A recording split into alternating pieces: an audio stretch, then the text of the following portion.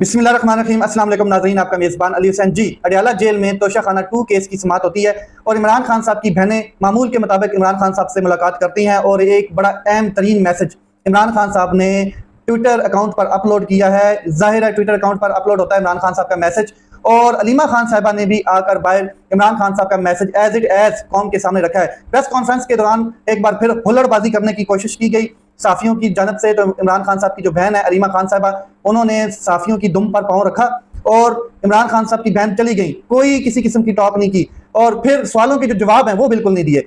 जो मैसेज था इमरान खान साहब का वो कौम के सामने रखा। जब सवालों के जवाब बात की बारी आती है तो इमरान खान साहब की बहन टाटा बाय बाय करके निकल जाती हैं और फिर जो चीखो चिल्लाहट नजर आई साफियों की, जिस तरीके से वो तड़पे कि सवालों का जवाब नहीं दिया, उन्होंने वादा किया था। तो टाउट किस्म के साफी भी जाहिर है इमरान खान साहब की बहनों से सवाल करते हैं ताकि उनको तंग किया जाए ज़हनी तौर पर।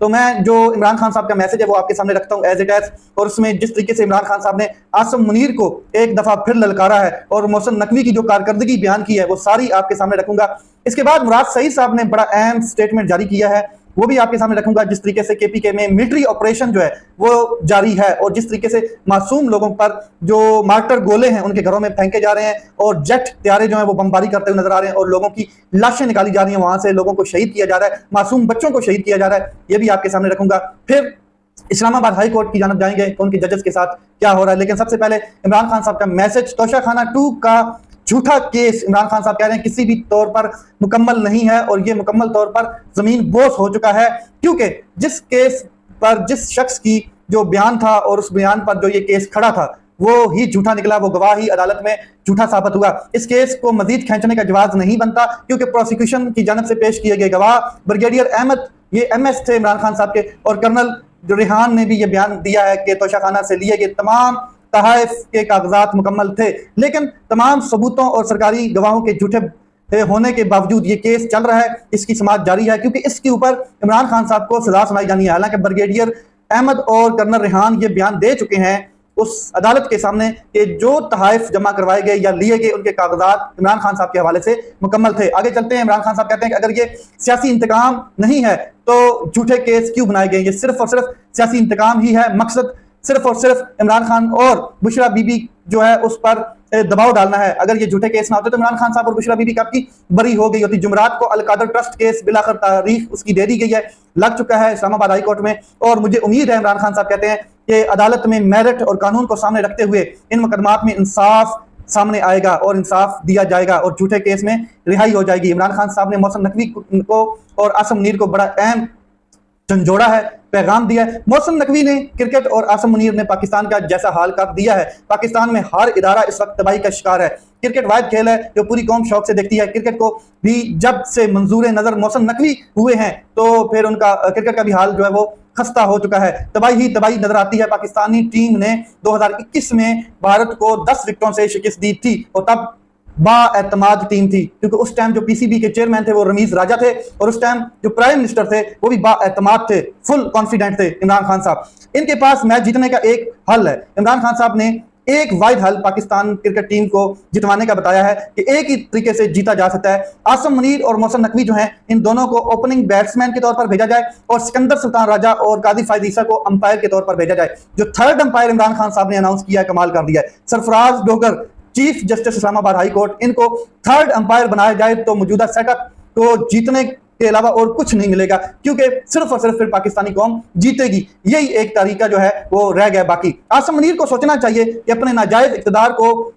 तूल देने के लिए इसने क्या कुछ किया है। सबसे पहले जमहूरियत को खत्म किया है, उसकी कब्र खोदी है। 9 मई का फॉल्स फ्लैग ऑपरेशन करके मुल्क की सबसे बड़ी सियासी जमात को क्रश किया है। फिर 8 फरवरी को इंतखाबात में अवाम ने जो मुझे 2/3 अक्सरियत दी, इसे छीनकर इक़्तिदार में चोरों को लाया गया है जिन्होंने अवाम का पैसा लूटने के सिवा कुछ नहीं किया दूसरा काम। और बावजूद डिक्टेटरशिप, वो इमरान खान साहब बात करें कि मुशर्रफ की डिक्टेटरशिप थी तब भी अवाम जो थी उसको हमायत हासिल थी मुशर्रफ को अवामी। उसकी वजूहात इमरान खान साहब बता रहे हैं कि उसने एक तो मीडिया को आज़ाद किया था, वो मुल्क के 2 करप्ट तरीन खानदानों यानी शरीफ खानदान और जरदारी खानदान का एहतसाब कर रहा था। इसी सजा याफ्ता करप्ट माफिया को दोबारा मुल्क पर मुसल्लत कर दिया गया है।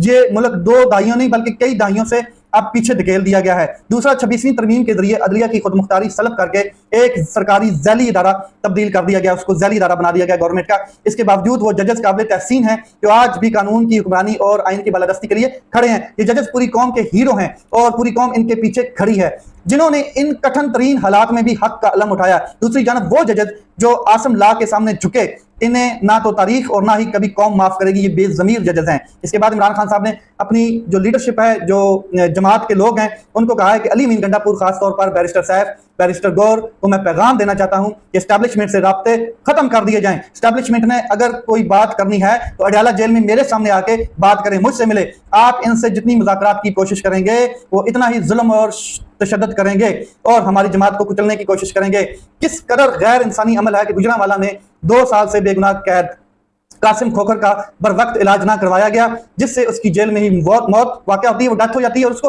हथकड़ियां लगाकर 3 दिन पहले डेथ होती है, हथकड़ियां लगाकर स्ट्रेचर पर डालकर अस्पताल में भेजा जाता है। अंदाजा लगाएं जुल्म, जबर, फस्तायत और ताकतवर की फस्तायत का अंदाजा लगाएं।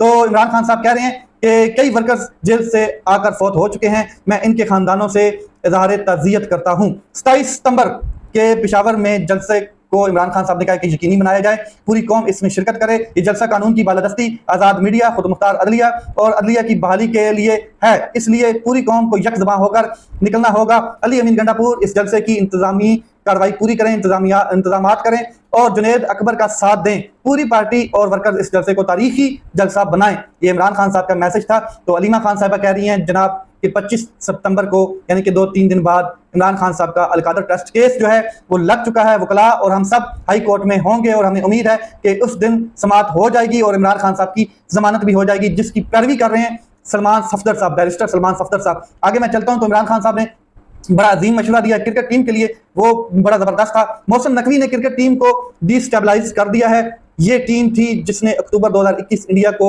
10 विकेटों से शिकस्त दी थी और आज आप अंदाजा लगा लें कि उनके पास कोई हल नहीं रह गया, सिर्फ खुद शिकस्त याफ्ता हुए पड़े हैं, क्योंकि पीछे लीडरशिप नहीं है, पीछे जो टीम को मजबूती दी जाती है वो भी नहीं है। और आसम मुनीर जो है उसके हवाले से अलीमा खान साहबा ने बिल्कुल क्लियर कहा है कि आसम मुनीर जो है वो अपने इक़्तिदार को टूल देने के लिए, अपनी एक्सटेंशन के लिए, अपनी मुद्दत मुलाजमत को और खींचने के लिए जुल्म कर रहे हैं मुल्क पर। सऊदी अरब के हवाले से इमरान खान साहब का मैसेज ये है कि बड़ा खुशाइन मुआहिदा हुआ है और ये पहले भी बातचीत हो रही थी इस पर। हमारी सबसे मुकद्दस जगहों की हिफाजत हर मुसलमान के लिए खुश नसीबी है, बड़ी अहम चीज़। अब मैं आपको ले चलता हूं मिलिट्री ऑपरेशन की जानब, जो KPK में मिलिट्री ऑपरेशन किया जा रहा है और ये फौजी ऑपरेशन जो है इसके होने या ना होने से अभी तक कोई तस्दीक नहीं हो रही है कि सरकारी सतह पर इसको इजाज़त दी गई है या ये खुद ही अपने हिसाब में कर रहे हैं। ये अभी तक कुछ वादी नज़ीर जो है यानी कि वादी तीरा जन्नत, जो जन्नत नज़ीर वादी है, उसको जालिमों ने लहू लहान किया है। ये वादी तीरा की आवाम पर बम गिराए गए हैं, जेट हथियारों से बमबारी की गई है और बिल्कुल क्लियर मैं आपको बता दूं कि वहां पर 25 से 26 जो बच्चे हैं उनको शहीद किया गया और कई लोग जो हैं वो इस बमबारी की जद में आए हैं। तो मशवरा तो यही है कि 27 सितंबर को जो जलसा हो रहा है पेशावर में, उसमें कम से कम अली अमीन गंडापुर साहब जो हैं वो जो ऑपरेशन हो रहा है उसको वजीर आला के तौर पर खत्म करें, क्योंकि वो एग्जीक्यूटिव के इख्तियार रखते हैं, वो वजीर आला की कुर्सी पर बैठे हैं और वो रोक सकते हैं, इसकी मुखालफत करने का ऐलान कर सकते हैं। और एक चीज़ मैं आपको बता दूं कि MNA इकबाल अफरीदी साहब हैं, उन्होंने जो वादी तीरा है वहाँ से एहतजाज शुरू किया और गवर्नर हाउस की जानब वो गए, एहतजाज किया। उन्होंने कहा कि हर पुरअमन शहरी जो है वो एहतजाज में शामिल हो और पुरअमन शहरी जो है वो अपनी रियासत ने उन पर जो जुल्म और जबर की हद क्रॉस कर दी है और जंगी हथियारों से बमबारी की गई है और बेगुनाह 25 बच्चों को शहीद किया गया है। ये MNA इकबाल जो अफरीदी साहब हैं वो बता रहे हैं, क्लियर बता रहे हैं, मैसेज दे रहे हैं। खैबर पख्तूनख्वा में एस्टैब्लिशमेंट का नुमाइंदा खास कौन है? Governor KPK। और अब वो ये बात समझते हैं कि वादी तीरा की आवाम 25 मासूम लाशों का दुख उठाकर गवर्नर हाउस के सामने धरना दे, एहतजाज दे। तो ये चीज़ें मुराद सईद साहब कई दफ़ा कह चुके हैं कि किसके ब्याह पर यह ऑपरेशन हो रहा है। मुराद सईद का एक दोबारा मैसेज आया, वो मैं आपके सामने रख देता हूँ। सूबाई हुकूमत वादी तीरा में लड़ाका हथियारों से जो शहीद किए गए हैं इसके खिलाफ अपनी मुद्दत में FIR दर्ज कराए। ये जाली FIR पर घर तोड़ देते हैं, इतने शहदा का मुकदमा करके इनको गिरफ्तार नहीं कर सकते क्या? आप लोग काबीना का इजलास बुलाकर अपनी पोजीशन वाज़ा करें और अलल ऐलान इन मुजरमों का मुहासबा करें और अमली इकदामात की तरफ बढ़ें, यानी कि प्रैक्टिकल इकदामात की तरफ बढ़ें। और ये जो तकरीरें, ये जो स्पीचेज हो रही होती हैं और स्टेटमेंट दी जाती हैं, इससे हटें आप। आगे जनाब कहते हैं मुराद सईद साहब के सूबाई हुकूमत और तमाम मेंबरान असम्बली फौरी फैसला करें और इस डॉलरी जंग के खिलाफ इक़दाम शुरू करें। आप तमाम इमरान आज जो कुछ भी हैं वो इमरान खान के वोट की वजह से हैं, ये बात ज़हन नशीन कर लें। मार्टर गोला ये नहीं देखता कि नीचे घर किसका है। अगर मिलिट्री ऑपरेशन की इजाजत सूबाई हुकूमत ने नहीं दी तो फिर आओ और इसके खिलाफ अमली इक़दाम करो। Action in aid civil power की करारदाद मंजूर की जाए, कानून साजी करें और सुप्रीम कोर्ट से रिव्यू वापस लें। अगली बात, मुराद सईद साहब कहते हैं कि ये टारगेट ऑपरेशन वाला फौजी चूरन बेचना बंद करें। जो भी ये चूरन बेचे इससे लातलकी का ऐलान करें। क्या आपको नहीं पता कि मादनियात पर कब्जा करने की ख्वाहिश किसकी है, पड़ोस में रजीम चेंज की ख्वाहिश किसकी है, देरपा बादशाह कायम रखने की ख्वाहिश किसकी है? ये तो इमरान खान साहब भी बता चुके हैं हर बार। बस बहुत हो गया, अमली इक़दाम करें और अगर बेबस हैं तो कौम को हकायक बताएं। ऐसा नहीं होगा कि वो हमारे लोग मारें और आप चंद तकरीरें करके बैठ जाएं। ये कौम के साथ और इमरान खान साहब के साथ गद्दारी है। मैं आज आप अगर बेघर हूं तो वो इस वजह से हूं कि मैंने अपने लोगों का सौदा नहीं किया। मैं इस वक्त हर जगह की सरपरस्ती कर रहा हूं और सफेद झंडों वालों का निकाल कर मुसलसल जदोजहद कर रहा हूं। फौजी ऑपरेशन के खिलाफ केपीके को खुलकर मज़ामत करनी होगी, अमली इक़दाम करने होंगे, जिम्मेदारान के खिलाफ हुकूमत की मुद्दत में FIR कटानी होगी। ऐसा नहीं हो सकता कि ऑपरेशन में हमारे लोग मरते रहें और हम खामोश रहें। वो तमाम इमरान जो पुरअमन हैं वो खड़े हों और स्टैंड लें अमन के लिए। मैं अगले इलेक्शन में इनकी टिकट की भरपूर मुखालफत करूंगा जो अभी नहीं खड़े होंगे। इमरान खान ने बहुत याद दहानियां करवाई हैं, अब बहुत हो गया। फिल फॉर ऑपरेशन के खिलाफ अमली इक़दाम करें और कौम को सिर्फ और सिर्फ सच बताया जाए। अब चलते हैं इस्लामाबाद हाई कोर्ट की जानब। और इस्लामाबाद हाई कोर्ट के 5 जजेस ने जो दरखास्त, आईनी दरखास्त, पिटीशन दायर की थी उसको रिजेक्ट कर दिया गया है, मुस्तरद कर दिया गया है। सुप्रीम कोर्ट रजिस्ट्रार ऑफिस ने इस्लामाबाद हाई कोर्ट के 5 जजेस की 5 आईनी दरखास्तें एतराज लगाकर वापस कर दी हैं। मरकजी एतराज में कहा गया है कि इस्लामाबाद हाई कोर्ट के 5 जजेस ने जाती रंजिश की बिना पर आर्टिकल 184(3) की दरखास्तें दायर की। सुप्रीम कोर्ट का जुल्फकार मेहदी बनाम PIA केस जाती रंजिश की बुनियाद पर आर्टिकल 184 क्लॉज 3 की दरखास्त दायर करने की इजाजत नहीं देता। ये जाती रंजिश की बुनियाद पर 5 जजेस की, 5 आज़ाद जजेस की इस्लामाबाद हाई कोर्ट के दरखास्तें मुस्तरद कर दी गई हैं। अब जो रंजिश है मैं अगर आपके सामने रखूं तो रंजिश क्या है? रजिस्ट्रार की इतनी जुर्रत है कि ऊपर से हुक्म आया तो उसने कहा साहब आप बेफिक्र रहें, ये दरखास्तें बिल्कुल वापस जाएंगी। माय लॉर्ड जस्टिस डोगर की जाती रंजिश मैं आपके सामने रख देता हूं कि जाती रंजिश क्या है।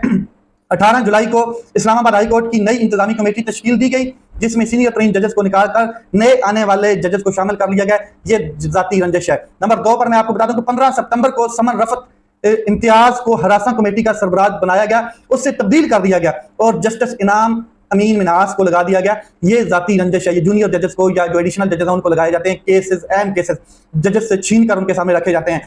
ये जाती रंजिश है। 21 जुलाई को जस्टिस सरदार एजाज इसहाक हैं, उन्होंने डॉक्टर आसिया सिद्दीकी केस में वज़ीर आज़म और वफाकी काबीना की तौहीन अदालत को नोटिस जारी किए।